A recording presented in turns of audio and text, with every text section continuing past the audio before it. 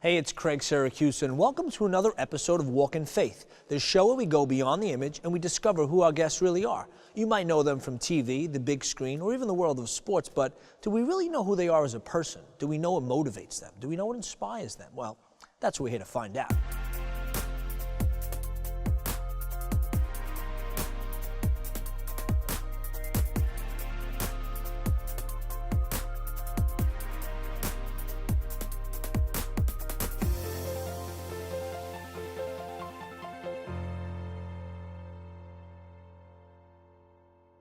Thank you so much for coming, Chloe. It's been an honor. Just first of all, to read your book, amazing, inspiring story.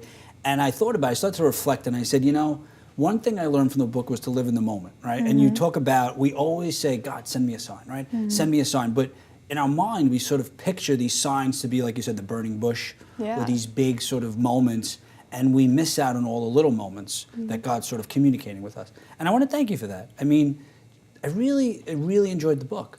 And a few questions I have is, your life, I think, was filled with miracles, right?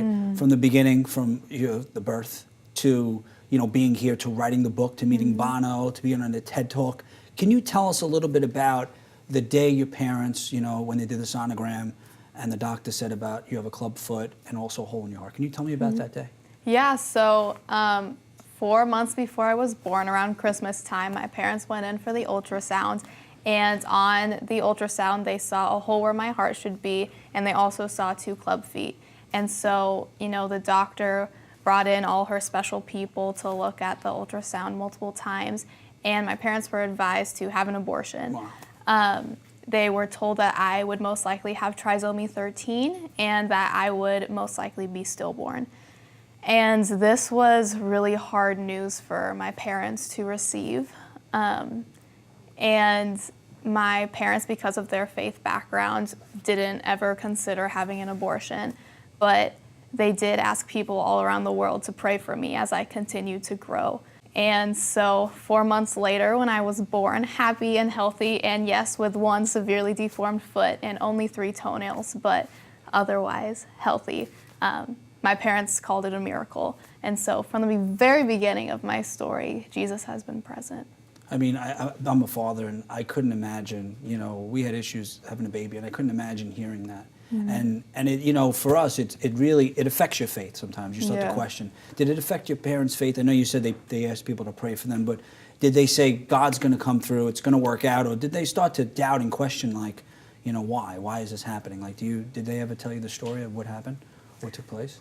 My dad was confused and kind of distraught on why God would allow this to happen. And my mom was confused if God was in this. My parents are very strong in their faith and they've always loved God, but I was going to be their firstborn child. And so after working so hard and loving this baby already and then learning that this negative thing could happen, they were very sad, but they never doubted that God was in it. And so when I was born, they, of course, were overjoyed, and praise God. And the doctors were wrong, obviously, right? Yes. I mean, completely wrong. Oh, my God. And one thing I love, well, let's be honest. I mean, your life, you've had a lot of miracles, and we've seen the hand of God, but you've had a difficult, childhood. I mean, you had, what, 5 operations? Yeah, I've had 5 major operations, and it's been really hard. I've been in a lot of pain, and there are times when I still suffer from daily pain.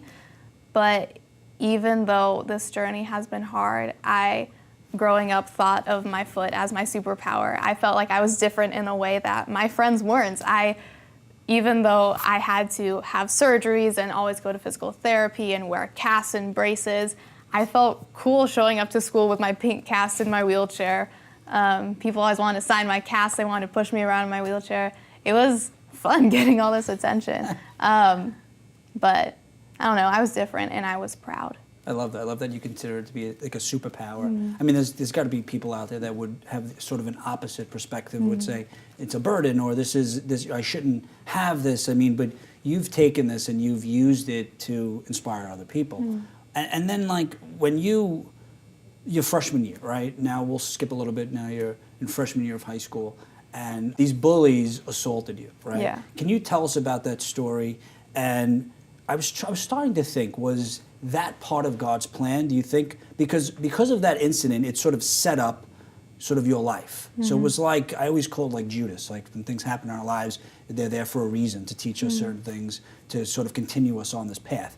So tell us that story, and then I want to know, do you think, looking back now, was that part of God's plan? So if that would have never happened, do you think you'd be sitting here today? Yeah. So in November of 2014, when I was 14 years old, during my freshman year, attending a Christian private high school, I was assaulted because of my deformed foot. I was restrained. One of the perpetrators held my arms to my sides and lifted me up, while the other, without my consent, forcefully removed my sock and shoe to expose my deformed foot to a group of my peers. And in that moment, standing in the lunch quad, my supposed friend group just 4 feet away from me, I felt truly alone and used in a way that I had never felt before. And for the first time, looking at my deformed, toenailless foot being held out in the hands of someone else, and watching all of the bystanders lean in to get a closer look, I saw my foot as something worthy of being ashamed of. And that was so different than how I usually saw it, which was this fun kind of secret superpower thing. And that incident, the assault, really sparked this period of depression that followed. And I was angry and confused and drifted through life not knowing why I was there. But like he does, God showed up, even in my anger and sadness. He reminded me time and time again that even from the very beginning of my story, he called me a miracle. And that kind of identity as a miracle reminded me of the purpose that God had created me with. And that kind of got me through this really hard time in my life, reminding myself that society's labels of us, I had taken on this label of victim, but that God's label of us as a child of God, as beautiful because he made us all in his image, that really reminded me that I didn't have to be a victim, that I could choose to identify myself and root myself in the truth of God. I love that. So.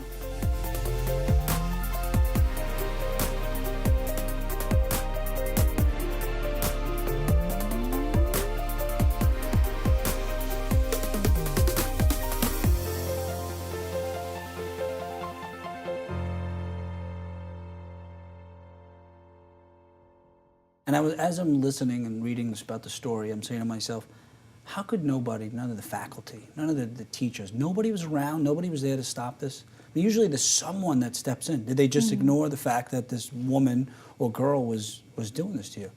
Yeah, there were teachers patrolling the area, kind of stationed around their posts, and no one did anything. Unbelievable. The school continued to fail me over and over again, breaking their promises. And when asked about the Chloe Howard incident of 2014, they continued to sweep what happened to me under the rug to protect their Christian image. Exactly. And it was really hard for me because, especially, I mean, even now, but as a 14-year-old girl stepping into this school where I so wanted to believe that this would be like my perfect God environment, everyone would be kind and loving and pray for me, and realizing that, you know, people don't always do the right thing, and that, you know, Christian leaders in power can fail you, and, you know, you want to believe that people are good and want what's best for you. And it was so hard seeing people that say that they love the same God that you do kind of act in that way and fail you. But, you know, just remembering that people may fail, but God never does. And he took this hard time in my life and turned my doubt and all my fear and confusion into what led me into believing more strongly in his purpose for my life. I like that. Do you think, and I know I asked you, but do you think that that was part of the path? Do you think that was all? Because let's say that never happened, right? Yeah. You would have continued, go to high school, have a wonderful, successful high school, and gone to college and so forth and so on. And that is what sparked you to create that website. Yeah. And then from the website, and we'll go through, but all of that, looking back, you will see over time, you'll see it was all connected. Because a lot of times God gives us these challenges in our lives sort of to prepare us for greatness, and you're on your way to greatness. So all of that is what's building your character and building you to be able to sort of to take on this responsibility. So I know it was difficult, but I think that was all part of his plan. I 1,000% agree. I mean, it's so easy to want to play that what if game, but I wouldn't change anything about my story. I am the Chloe Howard I am today because of the hardships I had to face and the moments of doubt and uncertainty. And it's so crazy. I just graduated high school. Congratulations. And thank you. I'm very excited about it. But being able to look back and think that freshman year, I was assaulted, and senior year, I published a book about it. Amazing. Like, It's amazing. that's I don't God know anyone that's right done there. that, I can tell you that. I don't even know, as a senior in high school, I don't even know what I was doing. It definitely wasn't publishing a book, I can tell you that. That's amazing. But one thing, too, you said in your book how, you know, Cece was sort of the cool girl. I don't know if that's a name, but let's just say it's Cece. Yeah, all the names are changed. Oh, okay. Yeah, so Cece, let's say. And a lot of times, too, as, you know, especially entering high school and as kids, we want to be accepted, right? So we're excited that this cool girl calls us over. Yeah. And as you get older, I mean, I could attest, you're lucky if you have two friends, right? Being cool at my age is not even on the radar, it's paying the bills. But why do you think we want to be accepted? Why is it so important for us? Like, why does society tell us we need to be cool, we need to be accepted? Why is that? And why did you need to feel that acceptance from this Cece? I think we live in such a broken world, especially right now, and part of that brokenness in our world is deep-rooted insecurity in all of us, and the struggle for confidence, the struggle to find how we belong in this broken world. And I think what could make this world so much of a better place is realizing that God looks down and says that we belong in Him, if not in this broken world, that He has a place for us. And, you know, He put us right here, right now, right where He wanted us to be for a reason. And so I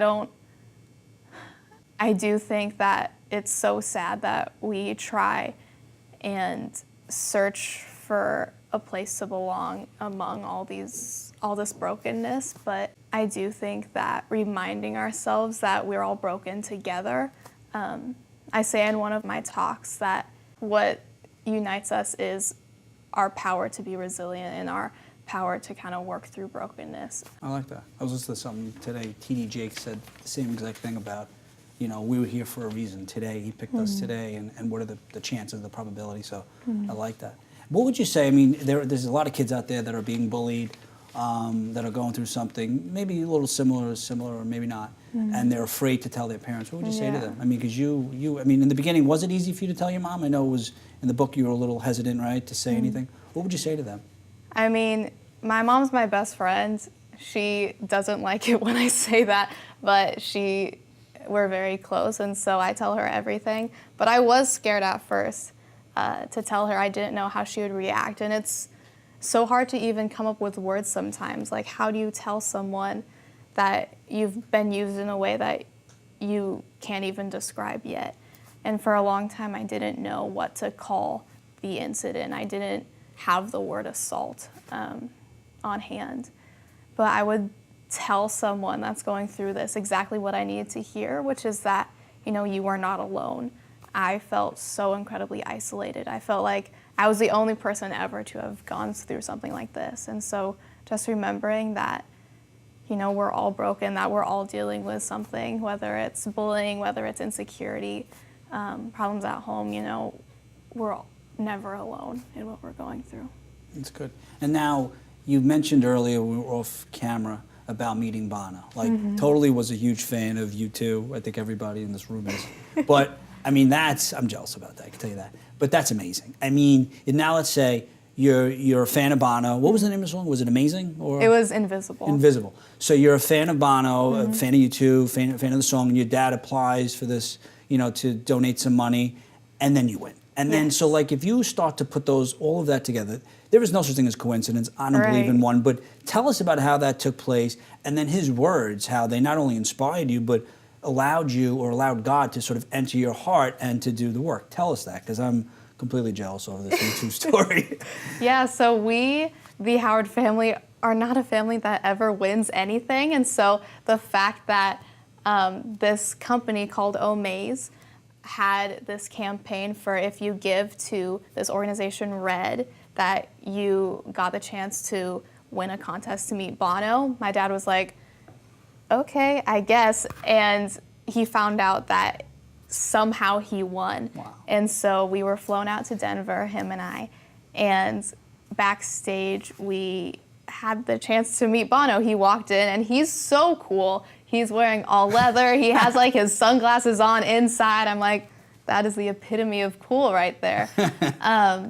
And I worked up the courage to tell him my story about my clubfoot and my assault, and how his song Invisible really helped me through this time, helped me feel like I wasn't invisible, that I could be stronger than what had happened to me.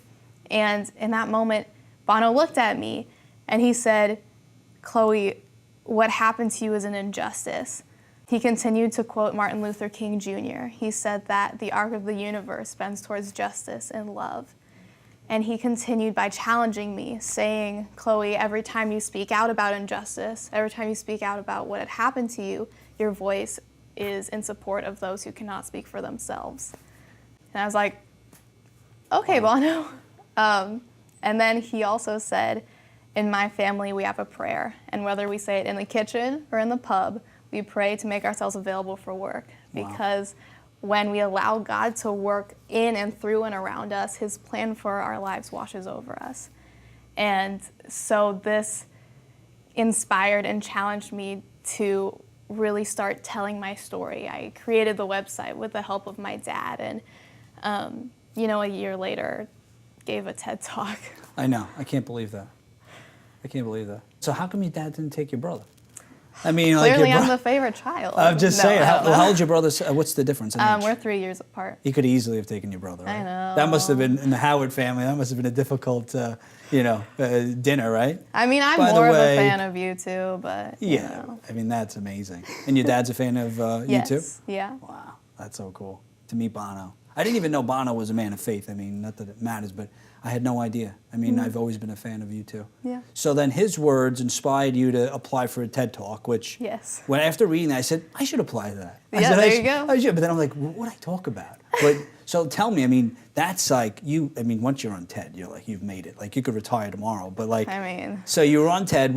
How do you prepare for that? What's the emotional state? I mean, was it 18 minutes? Yeah. I mean, tell me about that. It's a lot So of I could take some minutes. notes. Could I use your name too as a Yeah, reference? perfect, definitely. I'll write that down. All right. But tell me how that took place.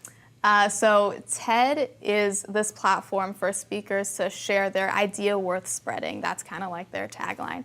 And so out of my pain of, kind of struggling after the assault, I came up with this idea, Stand Beautiful, all about self-acceptance and love and anti-bullying. And I wanted to share this message that we are all created beautifully and with purpose. And, we're all imperfectly perfect. And so at age 16, I applied to give this TED Talk, and I was like, okay, sends, we're done. I'm never going to hear back from them. That's fine.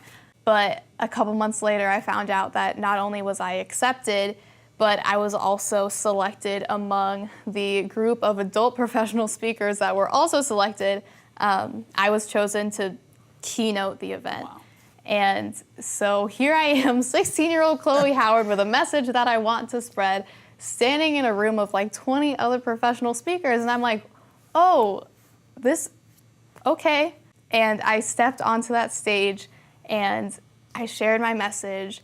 And 18 minutes later, I stepped off. And I knew that that's what I wanted to do for the rest of my life. Were you the youngest? I mean, was there anyone ever younger than you, like on that TED Talk? Yeah, there have been a couple younger, but at that event, I was the only youth speaker. Do you remember like the 18 minutes or the 17 minutes, or is it sort of a blur? I do. I remember, I talk about it in my book, but I have this memory of standing about a circle this size, actually, of your special carpet here. Thank you. It's the iconic TED red circle, and I remember stepping out onto that red circle-shaped carpet, and I gave my talk barefoot. And I was standing there. I couldn't really see like the audience because of all the lights. Which is good. Yeah, there you go. But I remember looking down at my feet, and I had a beautiful temporary tattoo on my foot. And I remember looking down and looking out and processing in that moment how this foot and I have gone on this crazy journey. Yeah, it was really special. That's amazing.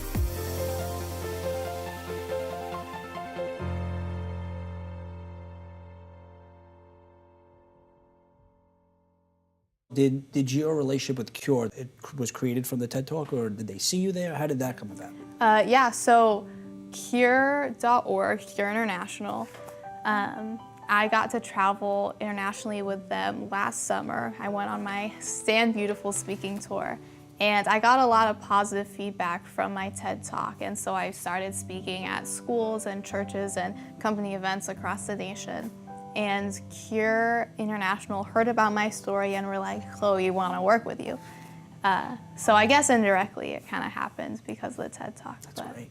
And you traveled, like you said, you traveled to some of the poorest countries. And the one thing is, in a lot of these countries, and you went to India as well, right? Yes. So in India, let's say, a lot of these people, they don't have as much as we have, right? We have everything, right? Let's say, but yet we're still not content, we're still not happy. But then when you travel to some of these countries, they don't have as much as we have, but they have this sense of joy, this happiness. What do you think that one thing is? What are we missing? Like, what can we learn from them that you can share with us that we could take back?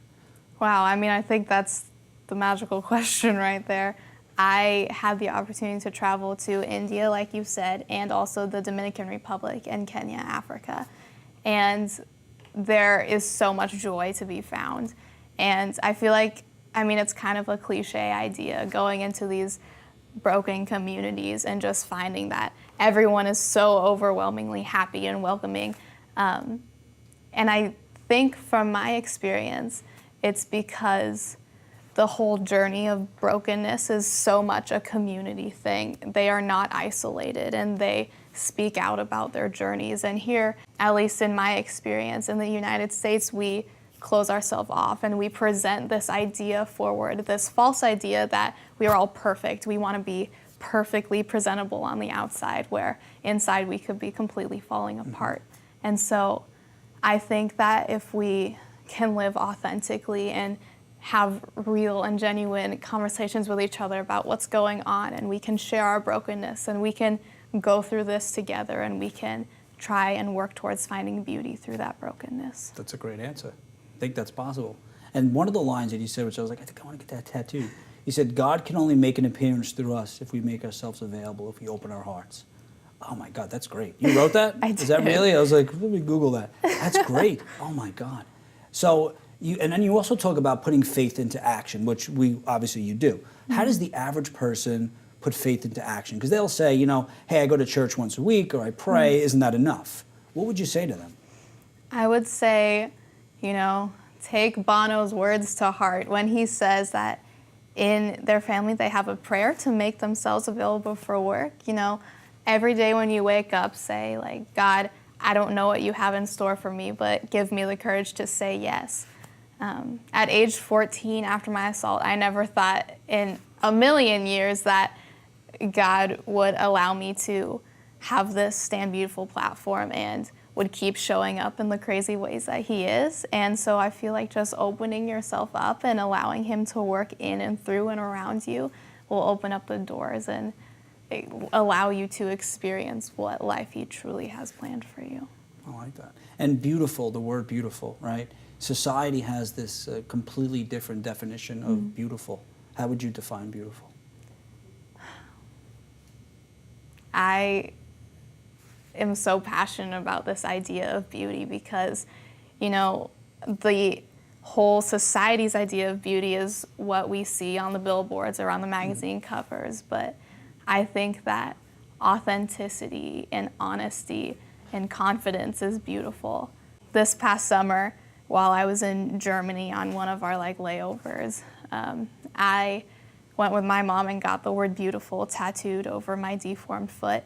A constant reminder that God calls my society deemed imperfection beautiful, that he made me with purpose, and that he has an overwhelming plan for my life. And so now every morning when I wake up and I look down at my little deformed foot, all I see is beauty, and all I'm reminded of is God's plan for me and God's grace and goodness and overwhelming love. And so I feel like this word, beautiful, encapsulates all of that. It's recognizing that God allows us to find beauty through brokenness, that he calls us resilient, because we as humans are broken people, but when we let God in and we let him transform that brokenness, he calls us beautiful. And what do you think I know you're still young, what do you think the ultimate plan is? What do you think God's ultimate plan is for your life? For my life specifically? Yeah. What do you think? I don't know. I don't know what the future holds, but I believe in a God who does. And I am so excited to continue to take this journey with him. And do you think everyone is born with a purpose? Do you think God says, okay, this is your life? And then how do we know what our purpose is? Like, how do we follow it? And then you were fortunate, but not everybody has that sort of connection or relationship with God where they sort of know what their plan is. What would you say to someone or a kid out there that's sort of trying to find their way? I would say that, God doesn't make mistakes, that there are no accidents.